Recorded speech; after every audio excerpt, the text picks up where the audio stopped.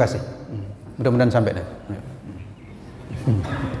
Ya, kita usul kepada perusahaan kereta api agar menyediakan gerbong untuk bisa digunakan sebagai sholat, tempat sholat. Ya, Bapak yang kira-kira mengurus kereta api, tolong ini ada jamaah punya aspirasi agar ada gerbong yang bisa digunakan untuk sholat. Di gerbong itu ya kira-kira untuk musola gitu. Demikian, terima kasih. Ana ad-da'i bi imani, ana al-islam rabbani, sa'ali rayati dawman wa ahmi saffa ikhwani. Assalamualaikum warahmatullahi wabarakatuh. Waalaikumsalam warahmatullahi wabarakatuh. Masih berhubungan dengan sholat Jumat, Ustaz.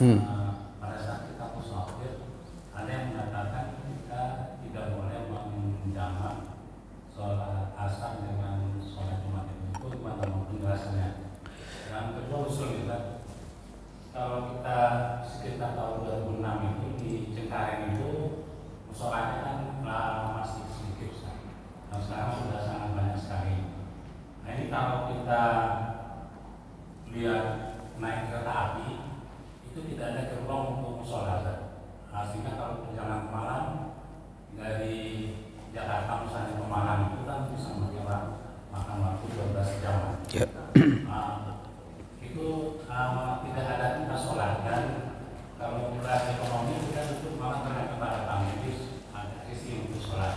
Kalau di kelas eksekutifnya memang kita tidak berada pada depan.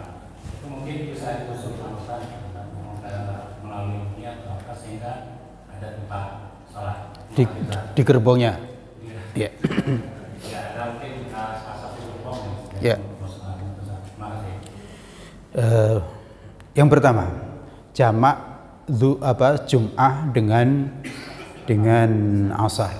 Begini, kalau jamaknya jamak takhir, semua orang mengatakan boleh.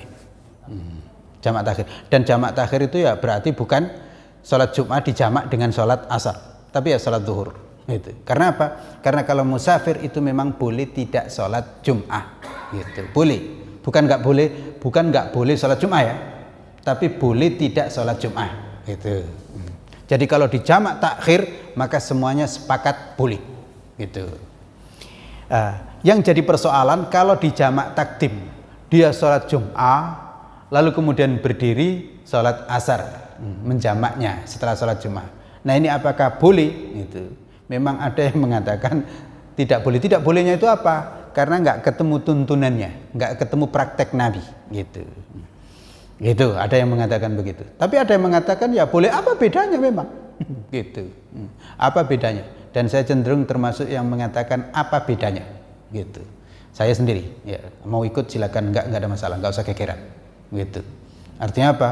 Kalau nggak mau jamak takdim tadi, ya saya memang biasa. Kalau sholat, kalau musafir, kalau memang kira-kira ada tempat untuk berhenti di situ masjid, ya saya usahakan untuk berhenti ikut sholat Jumat. Gitu. Nah, gitu. Enak.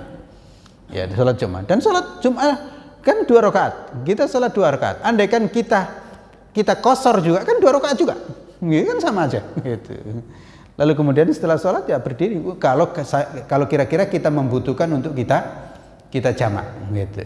Daripada nanti belum tentu ketemu masjid dan lain sebagainya, maka kita jamak, kita sholat asar. Gitu. Saya termasuk berpendapat yang boleh, nggak ada masalah. Karena hemat saya nggak ada bedanya. Gitu. Nggak ada bedanya. Kita kosor juga sholat 2 rakaat, ini sholat Jumat juga 2 rakaat. Lalu kemudian kita sambung dengan sholat asar. Maka hemat saya tidak ada bedanya. Tapi bagi orang yang menganggap ini beda karena sholat Jumat Nabi nggak pernah sholat Jumat lalu kemudian sholat asar, ya silakan aja, nggak apa-apa, nggak usah gegeran yang begini. Itu ya. Kalau yang takhir tadi udah pasti boleh. Itu. Nah, demikian. Nah, di situ kalau takhir boleh lah, kenapa takdim nggak boleh? Gitu juga itu. Di antara pikiran-pikiran ya pendapat itu, dan ada juga yang berpendapat begitu. Jelas? Yang kedua tadi soal gerbong. Bagaimana kita di kereta api, ya biasanya ada kesempatan untuk turun. Biasanya. Kalau tidak ada, pengalaman saya, ya sholat di kereta. Sholat di kereta 2 cara. Kita cari kira-kira tempat yang kita bisa sholat dan kemudian kita berdiri. gelar koran. Cari di paling belakang. Nggak ada di paling belakang, kita minta izin sebentar dengan samping kanan kiri di lorong itu. Maka kita berdiri situ. Gitu. Kalau nggak memungkinkan karena sangat penuhnya, maka sholat di tempat duduk. Gitu. Sama dengan di pesawat. Gitu. Pesawat, kalau pesawat sudah jelas, nggak bisa parkir, ya kan? Gitu. Tapi kereta memang iya, kereta itu mirip dengan pesawat, nggak bisa parkir sembarangan. Gitu. Ya. Ya. Di pesawat kan juga gitu. Di pesawat kita sholat duduk. Kenapa di pesawat kita sholat di tempat duduk itu? Karena saya pernah minta izin, karena padahal ada tempat lapang.